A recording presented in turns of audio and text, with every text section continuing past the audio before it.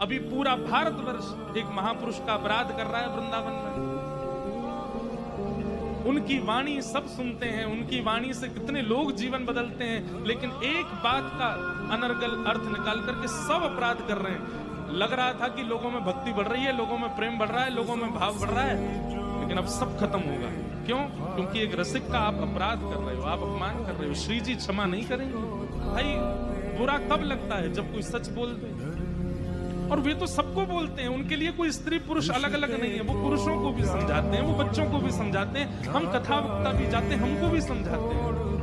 आज पूरा विश्व उनका कितना अपराध, घनघोर अपराध कर रहा है। हमारी प्रार्थना है ऐसा मत कीजिए आप लोग। जिनकी वाणी सुनकर के कभी कृष्ण प्रिय लगे हैं, वृंदावन प्रिय लगा है, कम से कम उनका इतना तो सम्मान कीजिए कि वो क्या कहते हैं, किस भाव को प्रस्तुत करते हैं। आप ठाकुर जी को क्रोध क्यों दिला रहे हो? आप पत्रकार हैं, मैं आपको पत्रकार बोलूंगा तो आपको कोई समस्या है? नहीं, कोई समस्या नहीं है मुझे। तो छिनारों को छिनार कहने में क्या समस्या है? अगर मान लीजिए अगर आप नहीं हो, आपको बुरा नहीं लगेगा, और आप हो तो आपको तो मिर्ची लगेगी। अब जिसको मिर्ची लग रही है अब वो समझ ले वो छिनार है। हम लोग बिहारी हैं, हम लोग के यहाँ ये सब नहीं होता है, वैसे वैसा नहीं। हम लोग के यहाँ छिनेरा कहा जाता है, यहाँ तो छिनेरी कहा जाता है। हमारे ही देश में महिलाओं को पूजा नहीं जाता है। हाँ भाई हाँ। तो ये कौन सा काम की है जो इनको पूजा जाए? छिनरी वाला काम करेंगे तो छिनरी नहीं कहेंगे तो इनको देवी बनाएंगे। बात तो सही है। अरे सब लड़कियों को मैं गलत कहाँ कह रहा हूँ? ऐसा थोड़ी है। उन्हें ये कि बाबा जी को माफी मांगनी चाहिए। बाबा जी को माफी क्यों मांगनी चाहिए? माफी तुमको मांगनी चाहिए। बाबा जी ने 3-4% लड़कियों को जो सही बताया है, तुम अपने आप में उसको क्यों नहीं मानती हो कि तुम 3-4% में आती हो? तुम अपने आप को 96% में क्यों मान रही हो? छोटे कपड़े क्यों पहनी? आप तो नंगा घूमिए, हमको कोई समस्या नहीं है। और प्रेमानंद महाराज जी का विरोध करवा के दिखा दो दिल्ली में।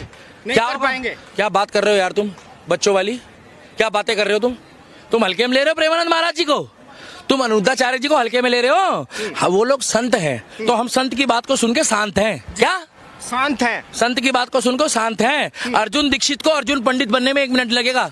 अगर हमारे धर्म के किसी भी धर्म के प्रचारक के ऊपर कोई बात आई तो बुरा मत मानना, ये देवा की अदालत लगेगी। फिर क्या देवा की अदालत? हाँ, फिर बलवंत राय को पता लग जाएगा कि भैया देवा कौन है। फेक फेमिनिज्म है आपका। ये फेमिनिज्म तब कहा जाता है जब एक लड़की के 36 टुकड़े कर दिए जाते हैं जी।